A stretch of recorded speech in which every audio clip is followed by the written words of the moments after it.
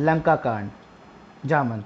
नल, नील और सब लोग पर्वत से बड़े बड़े पत्थर एकत्रित करके सेतु बांधे। जामंत के आदेश से नल, नील दोनों भाइयों ने वानर की सहायता से सेतु बनाना आरंभ किया। हर पत्थर पर राम नाम लिखा। वानरों ने 5 दिन में सेतु बांधाया। पहले दिन 14 योजन, दूसरे दिन 20 योजन, तीसरे दिन 21 योजन, चौथे दिन 22 योजन और 5वें दिन 23 योजन पुल बनाया। इसी प्रकार 100 योजन लंबा और 100 योजन चौड़ा पुल बनाया। 1 योजन 8 किलोमीटर के बराबर होता है, इसलिए 100 योजन 8 किलोमीटर होता है। श्री राम ने श्री रामेश्वर ज्योतिर्लिंग की स्थापना की। पूजा करके सेतु से समुद्र पार करके लंका पहुँचे। पहुँचते ही अपने ठहरने की व्यवस्था की। श्री राम अपने वानर सेना के साथ सुमेर पर्वत पर निवास करने लगे। श्री राम अंगद से, अंगद, तुम रावण के पास जाओ और कहो कि अगर वो सीता को शांतिपूर्वक वापस कर दे, वरना युद्ध के लिए तैयार रहे। अंगद, जैसी आपकी आज्ञा। अंगद रावण के पास जाता है।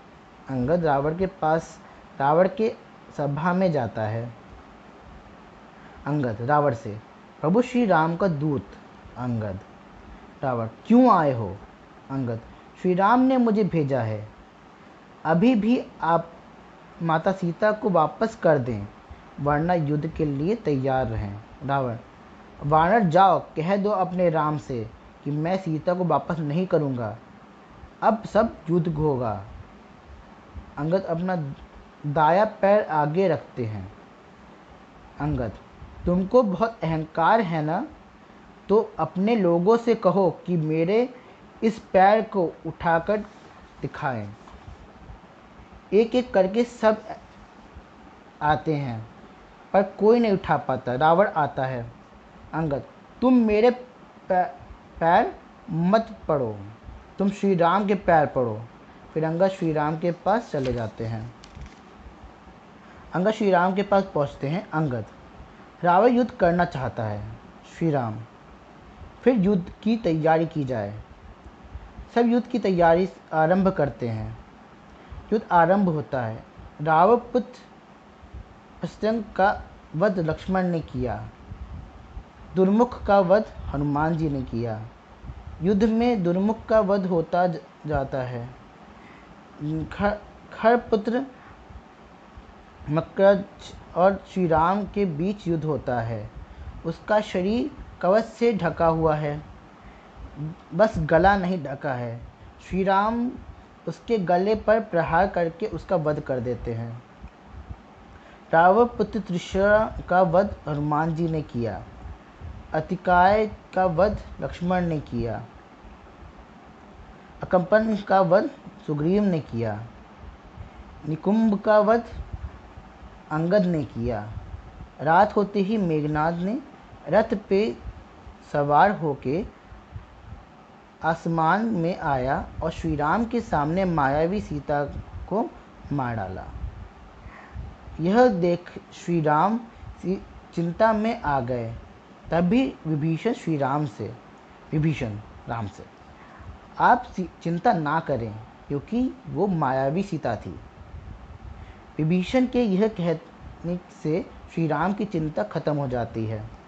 अशोक वाटिका में रावण श्री राम का कटा मस्तक सीता जी को पास ले जाता है। सीता जी को दिखा के चला जाता है।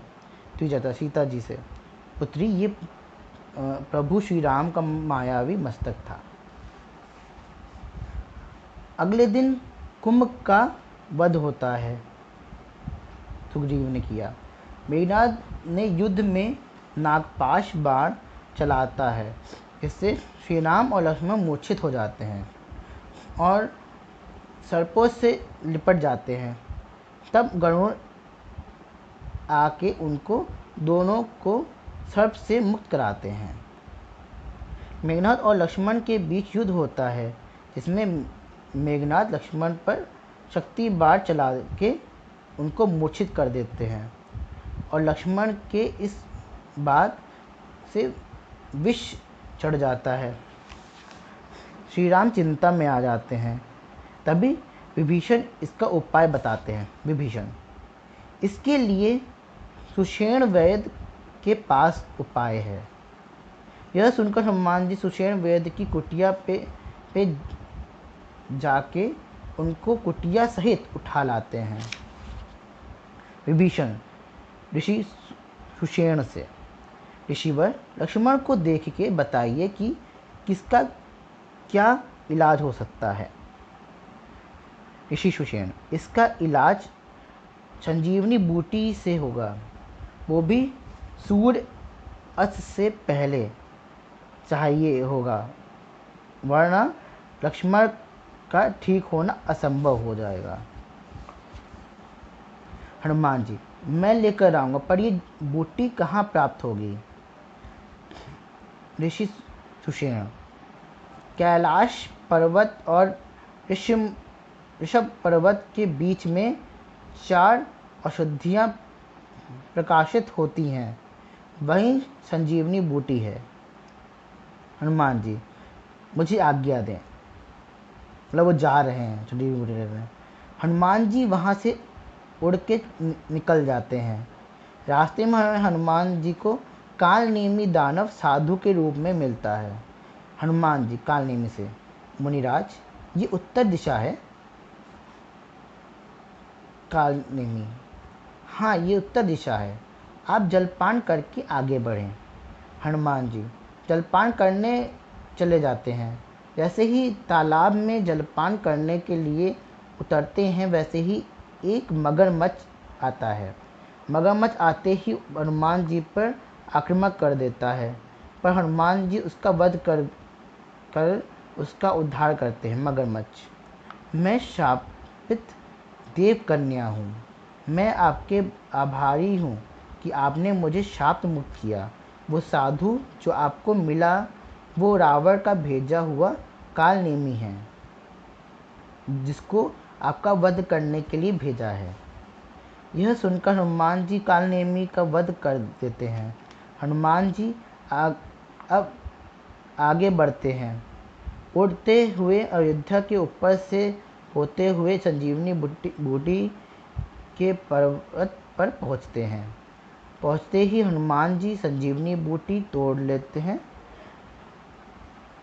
हनुमान जी, थोड़े में समय लगेगा, ऐसा करता हूँ, यहाँ एक पेड़ लगा के पूरा पर्वत ही ले जाता हूँ।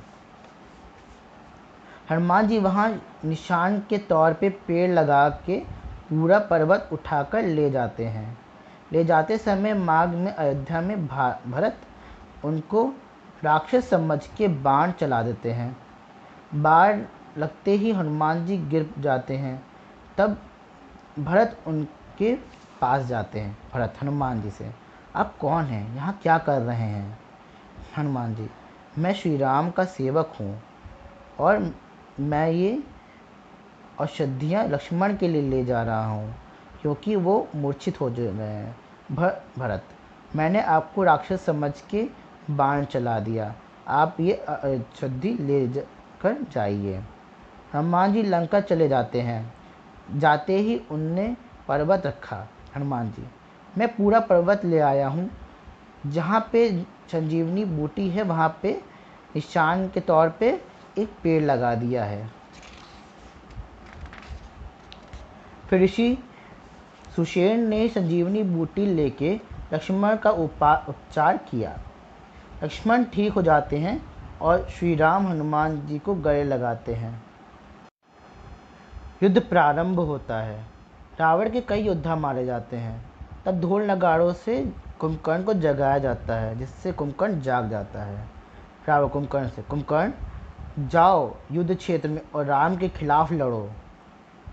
कुंभकर्ण, भ्राता आप श्री राम को सीता लौटा दें। रावण क्रोध में, अपने भाई के लिए तुम युद्ध करना नहीं चाहते। यह सुनकर कुंभकर्ण चले जाते हैं। युद्ध क्षेत्र में श्री राम कुंभकर्ण के दोनों हाथों को काटकर उसका वध कर देते हैं। मेघनाद अपने कक्ष में होता है। लक्ष्मण मेघनाद के पास जाके उससे युद्ध करते हैं और उसका मस्तक काटकर उसका वध कर देते हैं। लक्ष्मण मेघनाद का सर छोड़कर बाकी का पूरा शरीर बाण से रावण के पास भेज देते हैं। मेघनाद का बिना सर का शरीर देख के सुलोचना को विश्वास नहीं होता कि यह धड़ मेघनाद का है। अपनी संतुष्टि के लिए सुलोचना मेघनाद का सर लेने लक्ष्मण के पास जाती है। सुलोचना लक्ष्मण से, मुझे मेरे स्वामी मेघनाद का सर दे दीजिए। लक्ष्मण, नहीं, मैं नहीं दूँ सकता।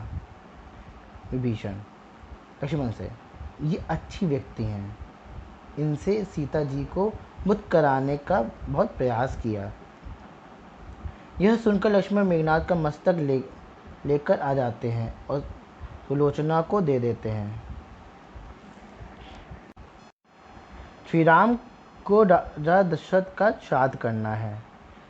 श्री राम, मुझे कोई वेद पाठी ब्राह्मण चाहिए पिताश्री का श्राद्ध करने के लिए। विभीषण, भ्राता रावण को बुला लें, वो ही वैसे ब्राह्मण हैं।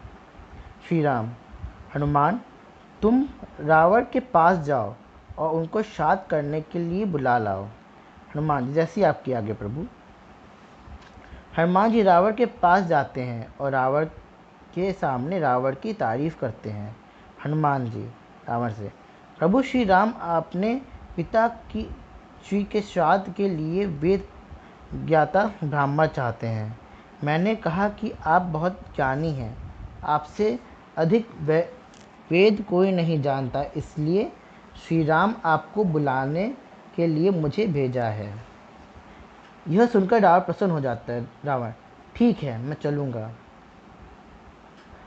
रावण चला जाता है। रावण श्राद्ध करवाकर चला जाता है। रात में रावण के पास अहिरावण आता है। रावण अहिरावण से, तुम राम को पास जाके उसका अंत कर दो। अहिरावण, जी। सबके सो जाने के बाद अहिरावण और महिरावण राम के पास पहुंच जाते हैं। सब सो रहे होते हैं तो अहिरावण श्री राम और लक्ष्मण को थोड़ी देर के लिए मूर्छित कर देता है और उन दोनों को उठाकर अपने भवन निकुंबला में ले जाता है। अहिरावण के जाते ही सब उठकर देखते हैं कि श्री राम और लक्ष्मण अपनी जगह पे नहीं हैं। जैसे ही विभीषण देखते हैं तब उनको, विभीषण, ये अहिरावण का काम लगता है। हनुमान, आप अहिरावण के भवन में जाइए। हनुमान जी निकल पड़ते हैं और अहिरावण के भवन के बाहर पहुंच जाते हैं।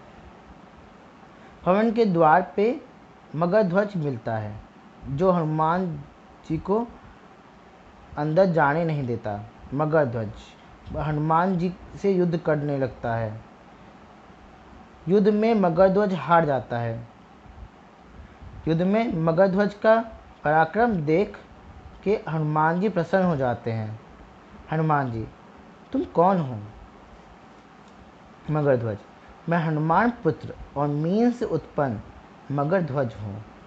हनुमान जी, हनुमान तो बाल ब्रह्मचारी हैं, फिर तुम उनके पुत्र कैसे?